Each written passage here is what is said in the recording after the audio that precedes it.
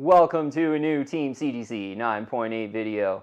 So it has been a while since I've done a video. Yeah, it feels great to be back. And before I get into some of these underrated ones, I did want to say a big thanks to everyone out there for some of the nice messages I've received over the past few months. I think in this sort of virus kind of world we live in, if someone goes MIA for a little bit, people out there are sort of assuming the worst. But luckily my health has been fine throughout this whole thing. What actually did happen, there's a bit of an opportunity in my life kind of came up and I decided to take it. And ever since then, I just haven't really had time for the comic book videos, unfortunately.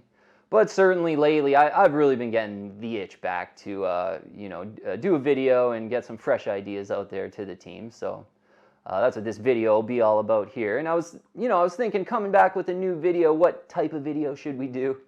And I feel like over the past year or two, the channel's been sort of become known for sort of underfollowed kind of books, or certainly we do our cold list books like every week. And those are just, comics that aren't the obvious key issues, but are still really great to collect in the CGC 9.8. So we'll stick with that theme, coming back with a new video here. I got 9 underrated CGC 9.8 comics to invest in. All right, so let's have a look at the first one here. It's a Batman number 450 in the 9.8. I think this one's a great one if you're a big Joker fan and, maybe you have a Killing Joke and, maybe some other more obvious kind of Joker key issues. This one really fits in really great, I think, as an affordable Joker issue to consider. Batman 450. You get a brief origin of Joker in this one. Really cool cover, I think. Luckily, I got the newsstand edition here. This was probably one of the first 10 CGC 9.8 comics I purchased. So I purchased this one about 3 years ago. Price is still looking really affordable. Another thing with this one too, one of my favorite books to buy at my local comic shop in the back bins for like $4 or $5. Just a great Joker cover. It's not really a big key issue, so it's never marked up in price, but I think for $4 or $5 it's worth it, and I got maybe 4 or 5 in the raw. Whenever I see a really nice copy, I'll just pick it up for, dirt cheap in the raw. But in the 9.8, if you're a Joker fan, I think this one is underrated. There's a 99.8s in the blue label, so a 1 in 90 sounds pretty awesome. It's not a key issue, so there's not going to be like 500 of them. Otherwise, there would be, because this is an early 90s book, very heavily printed. But 1 in 90 is nice. 41.3%, then 9.8 ratio, or 9.8 percentage there. Yeah, nothing to really write home about there in the special 9.8 rarity. So I saw one of these sell in an old case, in an auction. So I think this is going to be kind of rock bottom price for this one. I saw it sell for $68. Yeah, I think that's a great price for this one. That was in a direct edition, so I got the newsstand edition. In the direct, in the 9.8, I think 68 is awesome. Anywhere, even up to about $100, I would consider it. Like in a new case, really nicely centered, looking great. I'd probably pay about $100 for that. Newsstand edition here, probably, $125 to $150, if you wanted to hunt that one down. But Batman 450, I think, is just a great underrated one if you're a big Joker fan like me. And I've really enjoyed having it in my collection, so I'm thinking like most Joker fans would really like to have that one. All right, next one here is a Saban's Mighty Morphin Power Rangers number 1. Yeah, one I do luckily have a raw copy of. I'll bring it up a 9.8 graphic. I do want to focus on the 9.8 because, Mighty Morphin Power Rangers, such a big brand. I think it's a huge brand. It's got a big cult of following. And usually if you're trying to get like a first appearance of a really big brand, it's just ridiculously expensive. So I think this one definitely underrated, undervalued, whatever you want to say. Talking about some specifics with this one, because I mentioned it is the first appearance. Well, let's call it the first full appearance, because the first appearance of Mighty Morphin Power Rangers is in a book called Sakai number 2. I believe it is. Yeah, Sakai number 2. I didn't write that one down. But this book, Sakai number 2, got a pretty cool Mighty Morphin Power Rangers cover. Very tough to find. It's sort of like a Japanese trade publication. So that's why, sometimes when there's like a promo or something of a character before, it's not really a first appearance. So if you're the biggest Power Rangers fan, you might want to hunt down that Sakai number 2. But Saban's Mighty Morphin Power Rangers 1 from Hamilton Comics is kind of the gettable first full appearance, or, the first solo Power Rangers comic, if you want to call it that. So it is really one that Power Rangers fans target. Mentioned it was a Hamilton Comics comic book. That's going to make it a little bit lower printed for sure than like a Marvel comic or a DC comic of the period. So I think that's a bit of a positive. Having a look on the census here, 207 9.8s in the blue label, a 1 of 207 for first full appearance of Mighty Morphin Power Rangers. I think is a really cool collector item. 51% the 9.8 ratio, so about half of all the graded copies are 9.8, which is not that special, to be honest. And this was one where when I first got into the hobby about 3-4 years ago, it was like 120 in the 9.8, like really cheap. So now we'll have a look at the prices. It's come a long way, like a lot of books with coronavirus and everything in the last few years. Saw a few sell for $350. Interesting, right now on eBay, there's one for $325. And if that had better shipping to Canada, because it's in the United States, I probably would have bought that one. I think $325 is a great price if you really want this one. So if you're in the market for one, yeah, I think $325 is a great fair value. And I think Mighty Morphin Power Rangers has that potential to, maybe they come out with a new Mighty Morphin Power Rangers. I know they've had Power Rangers movies and stuff like that, but maybe they go the Mighty Morphin route, and certainly there's still a big cult of following of fans. I know a lot of collectors that are still going to the cons and getting all their books signed by the old characters and stuff like that. So I think this one's undervalued, a 1 of 207 in the 9.8, and it's about, $350. That's looking pretty good for a big first full appearance of Mighty Morphin Power Rangers. Okay, next one. An Amazing Spider-Man number 201. This is one I do not have. It's one I'm sort of considering adding because I just love the Amazing Spider-Man trade dress, and then, love those comics growing up, and, sort of want every cool key issue that I want in the 9.8 if they're gettable. And this one's definitely gettable, I think, Amazing Spider-Man 201. If you're a big Punisher fan, this is on your short list of like Punisher 9.8s to consider. Like obviously there's the first appearance, and then there's like Punisher Limited Series number 1, which you probably would want over this one. But this is on that short list, and I think it's underrated, and it's a really good value right now. 204 9.8s in the blue label for Amazing Spider-Man 201. 28.5% of all graded copies are CGC 9.8. This is, I'm pretty sure, a 1980 book, so that's not the best 9.8 rarity, which has always kind of kept this one a little bit more affordable, but it has creeped up in price lately. So fair value for this one, you see them sort of sell right around that $400 mark. I think if you wait for an auction, you might be able to get it closer to $350. But even sort of right at that $400, I think it's worth it. Interesting with this one too, there is one on eBay for $400 even in the 9.8 white pages. That was kind of tempting for me as well, doing some of the research for this video, because yeah, right around sort of $350 to $400 is the fair value for this one. If you're a Punisher fan, if you're an Amazing Spider-Man fan, or a Spider-Man fan like I am, yeah, this is just one to want. And yeah, it definitely flies under the radar, I think. I think it's a bit underrated. Okay, next one is definitely underrated and underfollowed. It's a Green Lantern number 195. This is a fantastic cover for this one. What made me think of this one, there was an eBay auction that had popped up, and I was watching it. I have a Green Lantern 141 in a 9.8, which is the first appearance of Omega Men. And this was the other Green Lantern issue from that era that I always really wanted. I was watching that auction. We'll get into the price in a sec.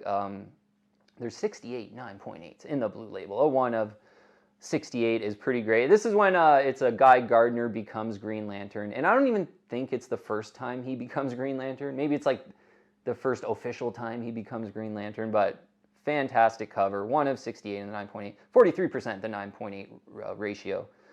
So that auction in the 9.8 white pages, it was looking really good too. Nicely centered. A very good example of Green Lantern 195 CGC 9.8 white pages. Went for $136.08.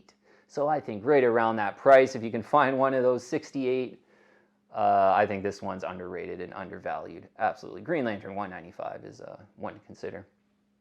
All right, next one's a cool one, modern. It's a Teenage Mutant Ninja Turtles 95 in the second print in the CGC 9.8. Yeah, this was one, admittedly, I'm pretty sure like someone on the team mentioned this in the comments like months ago, and I was like, yeah, you know what, like it's a cheap one, and it is kind of a good value, certainly compared to kind of the first print, because there's a few benefits to this one. In the second print, Jennika is on the cover as a Ninja Turtle, so it's sort of the first Jennika cover in a regular print, because the first prints did come out, but they were all sort of, you know, San Diego Comic-Con editions or special type of variants.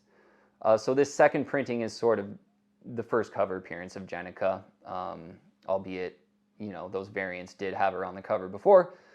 Yeah, I think TMNT, Teenage Mutant Ninja Turtles 95, is when Jennika becomes a Ninja Turtle, so it is a pretty big modern key issue. In this second printing, 233 9.8s in the blue label, 93.2% the 9.8 percentage, so kind of typical of a modern book. Most of them are 9.8s that are sent in. But the price on this one's pretty great. So $60, you're seeing them sell occasionally, even up to $80 maybe in the blue label. If you want one signed by Kevin Eastman, it's, you know, probably about $150 area. But I think, you know, $60 to $80. This one in the second printing, you know, it's a cool one to have, but say Jennika comes out in a movie or something like that. This one's not $60 to $80. Absolutely not. So I think there's some upside there. It's a little bit underrated. And, you know, maybe if you haven't thought of this one, but you're a big Jennika fan like I am, it might be worth considering. Yeah, and I don't have this one. I don't even have it in the raw or anything either, but sort of right around that $60 range, I think, you know, it's worth a look, absolutely, if you're a Turtles fan into these moderns. All right, next one here is an Amazing Spider-Man, number 539. Yeah, this is one I did end up picking up here in over the last few months. Amazing Spider-Man 539, Return of the Black Costume. So this is one for me. It's kind of from the era of comic books when I stopped collecting. So I wasn't really familiar with this book, to be honest.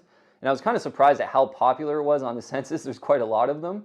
So there's definitely like a cult of, like, people really liked this one when it first came out, I think. But now it's definitely underrated, I think. Cool cover that has grown on me over time. At first, you know, I'm probably not the biggest painted cover kind of guy, but this kind of spooky black costume cover got better and better over time. And I thought right around the price, it was worth it to pick it up. I love my Amazing Spider-Man books. So again, like with Amazing Spider-Man 201, here's another kind of underrated Amazing Spider-Man book to consider at a really good price. There's 738 9.8s in the blue label. A 1 of 738 is way more than I expected. So this one is a lot more popular than I even knew that it was. But right now at the price, it's still making sense for me. 82.6% is the 9.8 percentage, so it's not a very relatively rare one in the 9.8. I paid $85 for mine. I think that's bang on fair value. Like if you're really patient, you probably get this for like $60. If you want it right now, there's probably one, I didn't look this morning, but there's probably one on eBay for like 100 or 110 or something like that. So I think 85 is basically the fair value for this one in the 9.8. And, you know, I got a couple Amazing Spider-Man 252s, first black costume. That's definitely the one you want to get if you're a big black costume fan. But this one, it just fits so well. It's like an affordable secondary pair to those that I have. So that's sort of the reason why I bought it. And yeah, definitely Amazing Spider-Man 539 is a cool one to consider. All right, moving on here. Let me get a sip of coffee here. Next one is one I don't have. I've been looking out for this one. It's trended so nicely in price. Is a Sandman number 4. First appearance of Lucifer Morningstar. Yeah, so Sandman number 4. This is a cool one in the 9.8 specifically as well. Pretty tough one. I'm loving the 9.8 ratio. Yeah, this one's making a lot of sense for me. My girlfriend and I were a pretty big fan of the Lucifer show on Netflix, and it has like Lucifer Morningstar in it. Yeah, check that out maybe if you haven't. But Sandman number 4, first Lucifer, 114 9.8s in the blue label, a 1 of 114. For a character that has a big cult of following, and you know, I could see some potential there. Even better, 16.2% is the 9.8 ratio. So of all the graded copies that were sent into CGC, only 16.2% of them are CGC 9.8s. That's really favorable. This is a 1989 book. Usually you don't see the teens in that kind of era. Like, this is even more relatively rare than an Amazing Spider-Man 201, a book we just talked about that was from 1980. This one's from 1989, even tougher to find in the 9.8. So, yeah, this one's a good one in the 9.8. Prices. Saw one sell for $675. Saw another one sell for $699. Mentioned there that the price is trending good. This was one, you know, let's call it 6 months ago. It was like $325, and I was, you know, really thinking about kind of pulling the trigger on one, but maybe just wasn't on top of my searches enough. Because yeah, this is one you got to be pretty diligent with to find, you know, at a good price. With there's only 114 out there, and I think, you know, Lucifer is pretty wanted, I think. So yeah, I think Sandman #4, great 9.8 ratio. Still, it's expensive now. $675, $700 is a lot for a comic book, but as far as these 9.8s go, I think that's a pretty great value. All right, next one. G.I. Joe, A Real American Hero, #14. Yeah, this is the first full appearance of Destro, who in my book is probably like the second or third biggest G.I. Joe villain. Like there's probably like the Cobra Commander and then Baroness, and then it's Destro, I think. So it's super badass villain. This one's often overlooked as well. Even admittedly for me, like, you know, I always thought it was like G.I. Joe #1 and G.I. Joe 21 and like, you know, kind of F the rest. But G.I. Joe #14, first full appearance of Destro, makes a lot of sense. Really cool cover too. Destro on the cover with that big first full appearance, I think matters. Pretty great collector item too. 68 9.8s in the blue label. A 1 of 68. If you're a villains guy, like this one is just really, you know, kind of tempting me, absolutely. And I was watching one and it did sell. I may have maybe put in an offer on that one if the shipping was really bad to Canada. It was coming from the United States. It was so expensive. 37.8% is the 9.8 ratio, so nothing to really write home about there. Saw one sell, though, for $399.99. I think that's a great price. I think that's kind of bang on fair value, maybe even a little bit, you know, getting into a great value. I saw this sort of push that $500 level, this one, in the 9.8. So $400, first Destro, a 1 of 68. That's making sense to me. Yeah, right around 400, I think. You know, this one's a little bit underrated, a little bit undervalued, and if you're a big G.I. Joe fan, you definitely want to consider this one, I think. All right, last one here. Got through all 9. Last one is SpiderMan #1, and I want to talk about the poly-bagged version in the CGC 9.8 classic McFarlane cover. This is just a book where it's a weird one, like where people that don't know much about comics, you like show them it and they're like, oh my god, they just like the cover's really eye-appealing, and so it's a great one from that perspective. I've never been the biggest fan of Spider-Man #1s because I saw them so much growing up. I lusted after like Amazing Spider-Man 300 and Amazing Spider-Man 361 a lot more than a Spider-Man #1. But in this more rare newsstand polybagged version, I think this is kind of the one to get, kind of the best valued Spider-Man #1 if you're in the market for one. So in this polybagged version, and one thing to mention, there's sort of newsstand versions of this book that look exactly the same, but they're not the polybagged version. I find the prices are about the same. So I would probably search out the polybagged version because then you see it on the census, you know what you have type of thing, whereas the newsstands are just lumped in with the like 2,000 of the Spider-Man #1s, so you don't really have specific numbers on that one. So I would target the newsstand polybagged version, and it does say that on the CGC label. There's 288 9.8s in the polybagged edition. 1 of 288 in the blue label. That's pretty great. 31.2% of all graded copies are 9.8 in the blue label. That's pretty decent for like an early 90s book. You know, most of these, you know, the early 90s type of books, a lot of times it's over half of them are 9.8, so it's not a very rare 9.8. Yeah, so this one's looking decently rare in the CGC 9.8. A 1 of 288. I saw one sell for $201.50.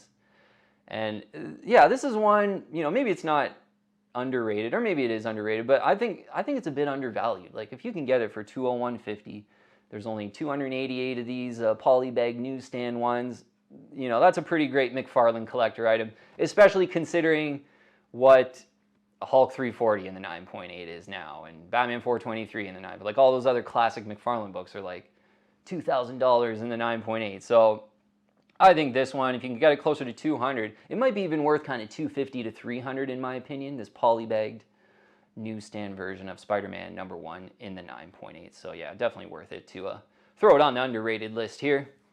Okay, I'll put a list in the description below of all the books we covered if you just want to have a quick look. But yeah, really happy to get a fresh list out there, and yeah, I think it's a good one too. You know, I kind of took my time with this one, certainly given that I haven't done too many videos lately. But All right, team, we'll leave it at that. Thanks so much for watching, as always, and I'll see you on the next one.